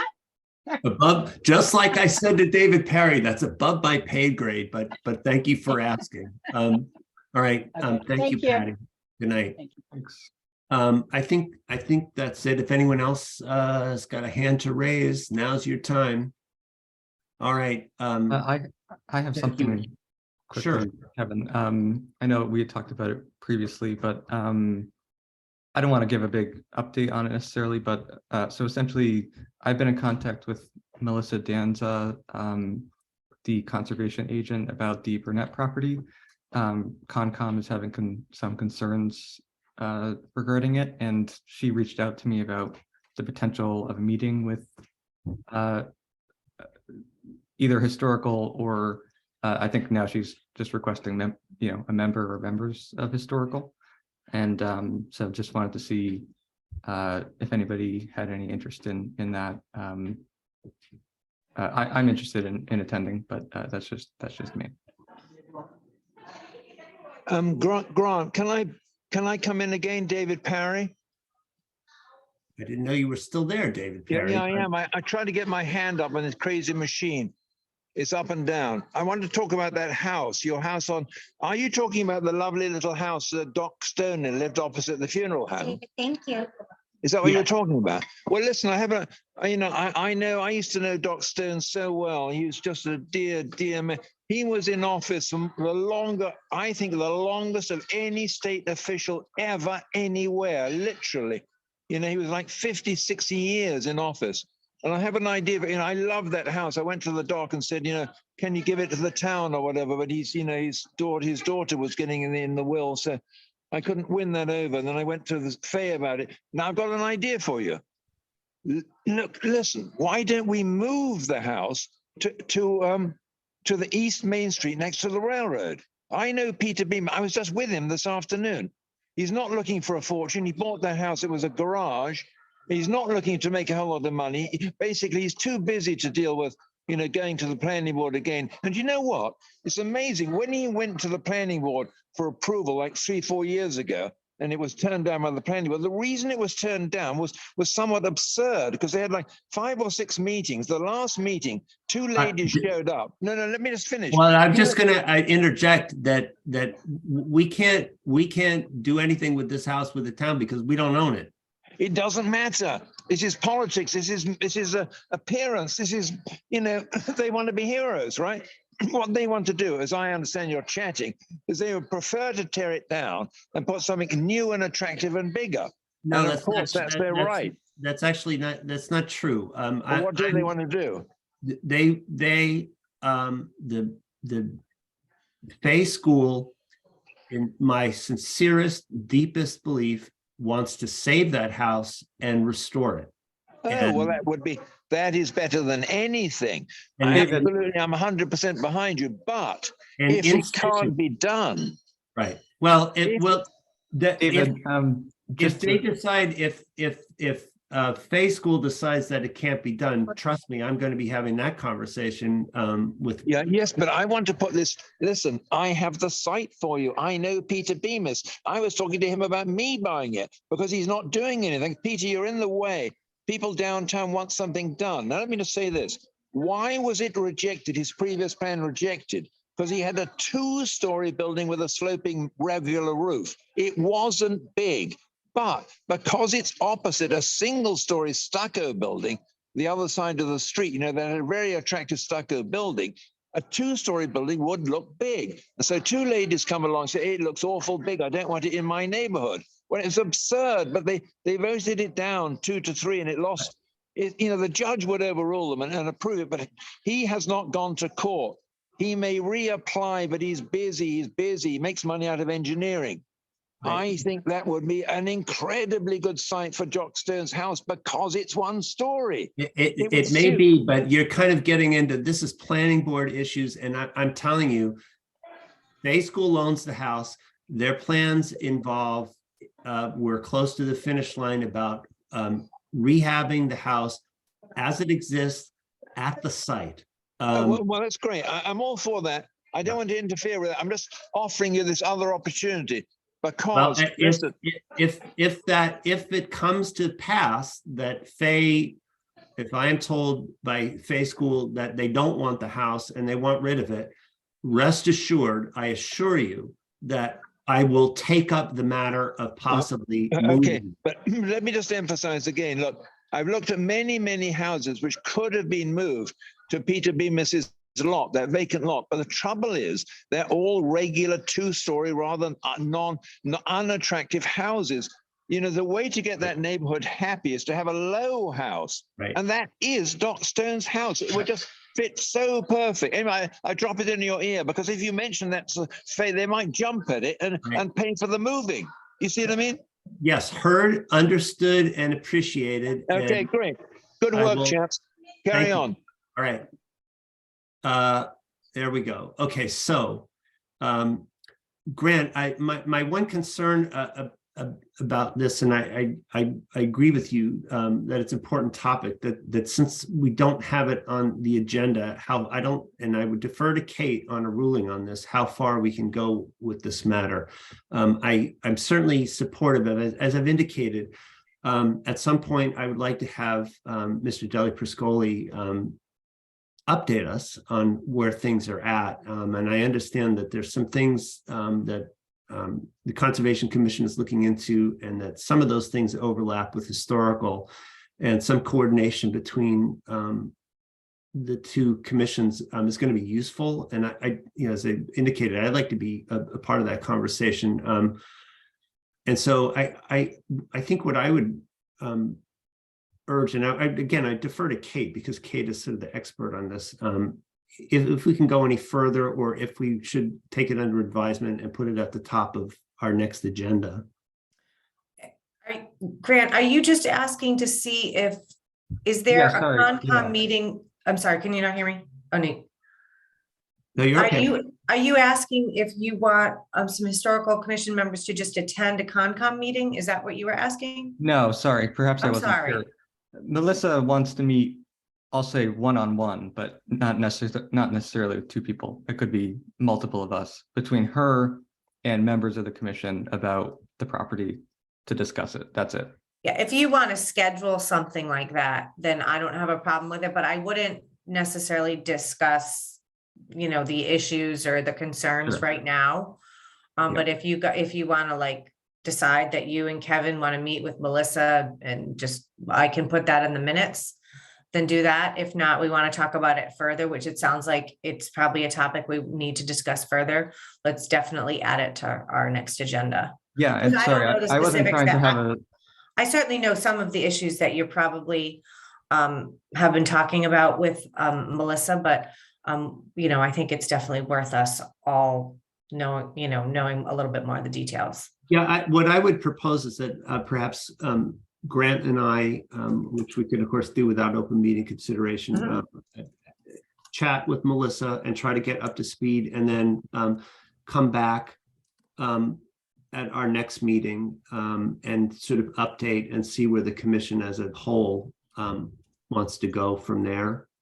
And then definitely we should request that Mr. Deli Pascoli come attend a meeting. Yeah, definitely. Yeah, I know So- that's sort of been on our back burner, so I It think that's a has great been, idea. and just as a matter of good relations with a very Really. important member of the community, and something that obviously concerns our historic interests. So is that a fair resolution, Grant, for the moment? yes, I just wanted to let people know that she had reached out and see if anyone else was interested in joining you and I, Kevin, or if not, that's fine. Yeah, we can have another person if anybody wants to do that without worrying about quorum or otherwise.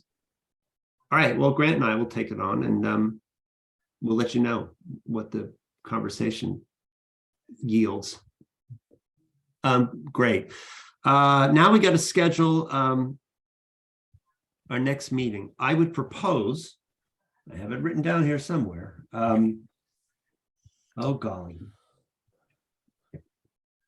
I did. It was the agenda I chucked on the floor when Kate schooled me that I had printed the wrong one. How is Thursday, February 2nd? That would be, I believe, a month from tonight. Is that, or the 9th? That is Groundhog Day, so does that mean we'd have to meet every day after Oh, that? golly. Oh, my God. February That's not 2nd. even funny, Grant. The second is that works for me, but the 9th does not. The Okay. second, I'm actually away at a town clerk conference, so I can't do the second. And the 9th is no good for, we could push it to how about the 16th? That's fine by me. That works for me. Jim, good? You're nodding? I'm just checking. I think it's gonna be fine. 16. Good, then let's go with it. That's February great. 16th. That's So great. a little bit of a breather, and maybe we'll have some big and good news by then. I hope. All right, so good. We're on for February 16th. That's a Thursday night at 7 p.m. Shall we have a motion to adjourn? I make a motion to adjourn at 9:07 p.m. Seconded. Roll call vote on adjourning. Miller, for sure, aye. Battles, aye. Blaschke, aye. Math, yes. Barrington, aye. 4 ayes and a yes. Thank you very much. It went a little longer, but No, That's good. We're converging on Good. the 2-hour, next time be 90 minutes, I- 75. listen, there was a point in this meeting, maybe before public comment, where I thought we'd be getting out of here in like an hour. So I know. anyway, thank you, everybody. Cheers for the public comment. I'm always appreciative of it, that's for sure. Mhm. So, all right, thank you and good night, everyone. Good night, All right, everyone. great to see Happy you New all. Year. Have a good Yeah, night. me- Happy New Year. Here.